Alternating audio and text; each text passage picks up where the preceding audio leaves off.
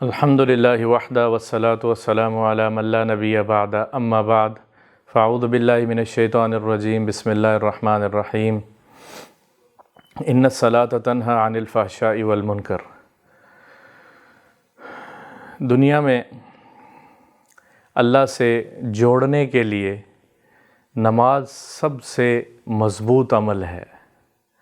اللہ نے انسانوں پہ کرم کیا، اپنے بندوں پہ کرم کیا کہ وہ ایک چاہت جو کسی کے سامنے جھکنے کی انسان کی فطرت میں پائی جاتی ہے، اس کو پورا کرنے کے لیے میرے رب نے ہمیں نماز جیسا تحفہ عطا فرمایا۔ اور بندے کو اور کیا چاہیے کہ اپنے رب کے سامنے وہ سر جھکا پائے۔ اس دور میں اتنی بڑی نعمت ہے کہ جو اللہ تعالیٰ نے بندوں پر انعام کی شکل میں عطا فرمائی ہے، میں اپنے رب کے سامنے جھک پاؤں، میں اپنے رب سے مانگ سکوں، میں اپنے اللہ کو راضی کرنے کے لیے راز و نیاز کی باتیں کر سکوں، میں دن رات میں اللہ کے سامنے سر جھکا سکوں، ماتھا ٹیک سکوں، یہ بہت بڑی نعمت ہے۔ اگر اس نعمت کے علاوہ یہ سجدہ کرنے کا سکون ہی کافی تھا، اور بجز اس کے کہ اللہ نے اس کے ساتھ اتنے ڈھیروں فضائل لگا دیے ہیں، دنیا اور آخرت میں کامیابی کے لیے نماز کافی ہے اگر اس کا اچھے طریقے سے اہتمام ہو جائے۔ میری دنیا کے تمام مسائل، میری آخرت کے تمام مسائل نماز پر حل ہوتے ہیں۔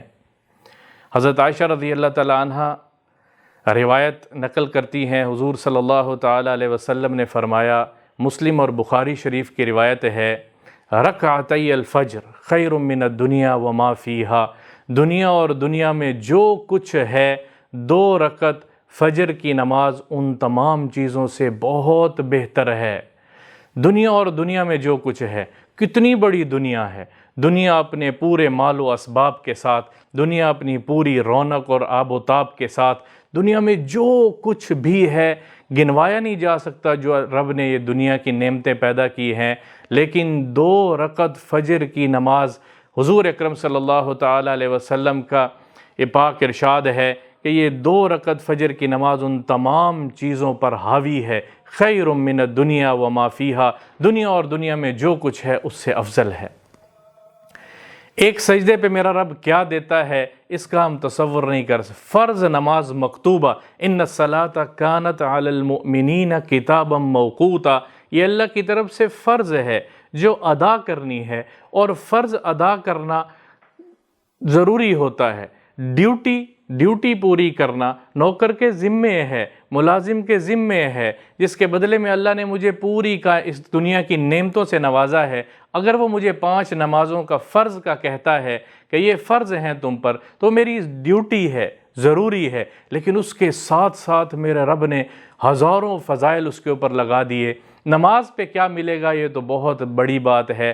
نماز کے لیے جو آدمی گھر سے نکلتا ہے، ابو داؤد شریف کی روایت ہے، جو گھر سے وضو کر کے نماز کے لیے نکلتا ہے وہ گویا ایسے ہے جیسے مجاہد مسلح ہو کے جہاد پہ نکلتا ہے۔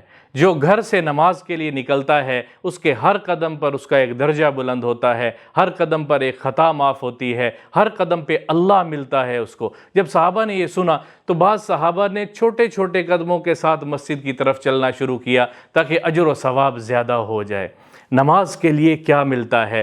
وضو کرنے والا متوضع، وضو کرنے والا شخص جب وضو کے لیے بیٹھتا ہے تو منہ پر پانی مارتا ہے تو اس کے سارے چہرے کے گناہ جھڑ جاتے ہیں۔ جب کلی کرتا ہے تو کلی سے اس کے منہ کے گناہ، آنکھوں سے اس کی آنکھوں کے گناہ، ہاتھوں سے اس کے ہاتھوں کے گناہ، اور اسی طرح ٹانگوں کی جس چل کے کوئی گناہ کیا، ٹانگوں سے اس کی ٹانگوں کے گناہ اللہ معاف کر دیتا ہے۔ وہ ایسے ہوتا ہے جیسے آج اپنی ماں کے پیٹ سے نکلا ہوا بچہ ہے، گناہوں سے پاک ہوتا ہے، صغیرہ چھوٹے سارے گناہ معاف، اور کبیرہ کے لیے بھی ساتھ اگر توبہ کر لے تو اللہ معاف کر دیتا ہے۔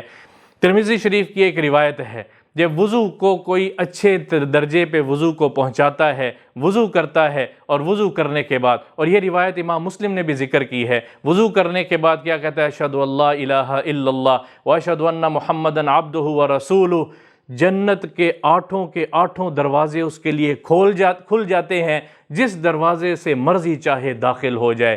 یہ کوئی باتیں نہیں ہیں، یہ رسول اللہ کے اقوال ہیں جو نہ آج غلط ہو سکتے ہیں نہ کل غلط ہو سکتے ہیں، جو 100% سچ ہے، صادق المصدوق اللہ کی طرف سے ہیں اور حضور صلی اللہ تعالیٰ علیہ وسلم کی زبان اطہر سے نکلے ہیں۔ کامیاب وہ شخص ہے جس کو اللہ اپنے نبی کی اتباع نصیب فرما دے۔